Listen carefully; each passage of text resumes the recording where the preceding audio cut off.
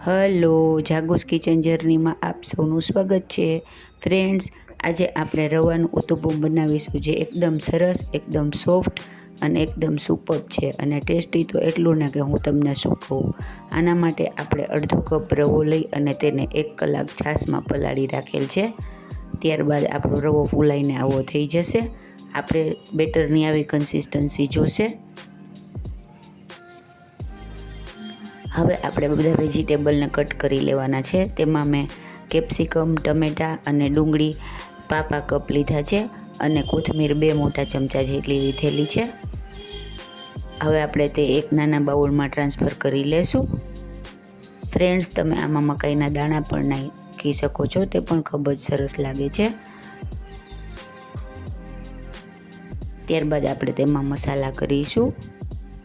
આના માટે 5 ચમચી લાલ મરચું પાવડર, 5 ચમચી ધાણા જીરું પાવડર, સ્વાદ મુજબ મીઠું અને અડધી ચમચી સંભાર મસાલો લીધેલો છે. ફ્રેન્ડ્સ, સંભાર મસાલો આમાં ખૂબ જ સરસ લાગે છે. એનો ટેસ્ટ ઉત્તપમમાં સરસ જશે. તમે એકવાર આ રીતે ઉત્તપમ બનાવવાની ટ્રાય કરજો. એકદમ સરસ અને એકદમ ટેસ્ટી લાગશે. હવે આપણે આ બધો મસાલો સરસ રીતે વેજીટેબલ્સમાં મિક્સ કરી દઈશું. આપણો મસાલો રેડી થઈ ગયો છે. ત્યારબાદ આપણે બેટરને લેશું. તેમાં સ્વાદ મુજબ મીઠું નાખીશું. ફ્રેન્ડ્સ, આમાં આપણે બેટરના માપનું જ મીઠું નાખવાનું છે, કેમ કે આપણે વેજીટેબલ્સમાં પહેલેથી જ મીઠું એડ કરી દીધું છે. હવે ત્યારબાદ આપણે ઈનોનું આ રેગ્યુલર પાઉચ આવે તે લેશું અને તે અડધું એડ કરીશું. ફ્રેન્ડ્સ, અડધો કપ રવો હોય તો અડધું ઈનોનું પાઉચ એડ કરવાનું છે. આમાંથી એક મોટી સાઇઝનો ઉત્તપમ રેડી થશે.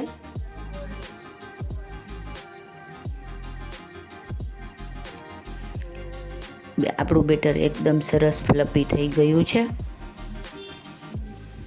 ફ્રેન્ડ્સ, આ ખાવામાં એકદમ સોફ્ટ, એકદમ સરસ અને એકદમ ટેસ્ટી અને ઝટપટ બની જાય એવું છે, તો તમે પણ ચોક્કસથી ટ્રાય કરજો. હવે આપણે એક પેન લઈ તેને ગરમ કરવા મૂકી દઈશું અને ત્યારબાદ તેને તેલથી ગ્રીસ કરી લેશું. ફ્રેન્ડ્સ, જો તમે મારી ચેનલ પર નવા હો તો મારી ચેનલને સબસ્ક્રાઈબ જરૂરથી કરજો અને બાજુમાં રહેલ ઘંટડી દબાવી દેજો, જેથી મારી નવી રેસીપીનું નોટિફિકેશન સૌથી પહેલાં તમને મળે. હવે આપણે ઉત્તપમનું બેટર તેમાં રેડીશું. ફ્રેન્ડ્સ, તમે આ ઇડલીના બેટરથી પણ કરી શકો છો, પણ અત્યારે આપણે ઇન્સ્ટન્ટ રવાનું ઉત્તપમ કરેલું છે. ફ્રેન્ડ્સ, સવારના નાસ્તા કે સાંજના નાસ્તા માટે આ એકદમ સરસ પરફેક્ટ વાનગી છે, તો તમે ચોક્કસથી બનાવજો.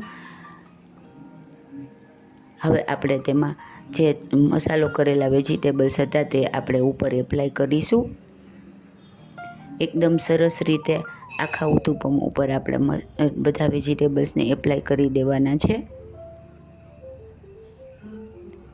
આ ખાવામાં એકદમ ટેસ્ટી અને એકદમ ટેંગી લાગશે, તો તમે પણ ચોક્કસથી ટ્રાય કરજો. ફ્રેન્ડ્સ, જનરલી આપણે ઉત્તપમમાં પ્લેન ડુંગળી અને ટમેટાં જ ઉપર એડ કરતા હોઈએ, પણ આ મસાલાવાળા વેજીટેબલ્સ આની ઉપર એકદમ સરસ લાગશે અને આપણું ઉત્તપમ એકદમ ટેસ્ટી બનશે. આવી રીતે સરસ બધા વેજીટેબલ્સ ઉપર એડ કરી દઈ અને સેજ એને ચમચીથી પ્રેસ કરી દેવાના છે. એકદમ ધીમેથી પ્રેસ કરી દેવાના છે અને ગેસની ફ્લેમ મીડિયમ ટુ લો રાખવાની છે. ગેસ આપણે ફાસ્ટ રાખવાનો નથી, કેમ કે આપણું ઉત્તપમ થોડું જાડું છે. હવે તેને ઢાંકણ ઢાંકી અને 5 મિનિટ સુધી ચડવા દેશું. જુઓ, આપણે તેને હાથેથી ચેક કરી લેશું. આવી રીતે ચેક કરી અને આપણા હાથ બેટરવાળો જરા પણ ન થાય એટલે આપણું ઉત્તપમ સરસ રીતે ચડી ગયું છે. તમારે સ્મોકી ટેસ્ટ જોતો હોય તો તમે ઉત્તપમને પલટાવીને પણ શેકી શકો છો, પણ એમાં વેજીટેબલ્સ નીકળી જવાનો ભય રહે. આ ચડી જ ગયું છે. હવે આપણે તેને એક ટ્રેમાં ટ્રાન્સફર કરી લેશું. છે ને એકદમ જોરદાર, દેખાવમાં એટલું સરસ લાગે ને કે જોતાં જ ખાવાનું મન થઈ જાય. ખાવામાં પણ એટલું ટેસ્ટી અને એટલું જ સોફ્ટ છે કે મજા જ પડી જાય. તમને બીજું કાંઈ બનાવવાનું આ ગરમીની સિઝનમાં મન ન થાય તો આ એકદમ સરસ રીતે અને ફટાફટ બની જતી વાનગી છે કે તમે એક ઉત્તપમ ખાશો ને તો તમારું પેટ ભરાઈ જશે, એટલું જોરદાર અને એટલું જબરજસ્ત આ બને છે. હવે આપણે તેને કટ કરી લેશું. જો આવી રીતે આપણે તેને કટ કરી લેશું છે ને, એકદમ વેજીટેબલ્સથી લબાલબ એવું આપણું ઉત્તપમ રેડી છે. હવે આપણે તેને સર્વિંગ પ્લેટમાં લઈ લેશું. ફ્રેન્ડ્સ, એકદમ વેજીટેબલ્સથી ભરપૂર અને એકદમ ઝટપટ બની જાય એવું આપણું રવાનું ઉત્તપમ રેડી છે. ખાવામાં એકદમ મજેદાર, દેખાવમાં એકદમ જોરદાર અને એકદમ ટેસ્ટી ટેંગી એવું આપણું ઉત્તપમ રેડી છે. તો તમે પણ ચોક્કસથી ટ્રાય કરજો. ફ્રેન્ડ્સ, જો તમને મારી રેસીપી પસંદ આવી હોય તો મારી ચેનલને લાઇક, શેર અને સબસ્ક્રાઈબ જરૂરથી કરજો. ધન્યવાદ.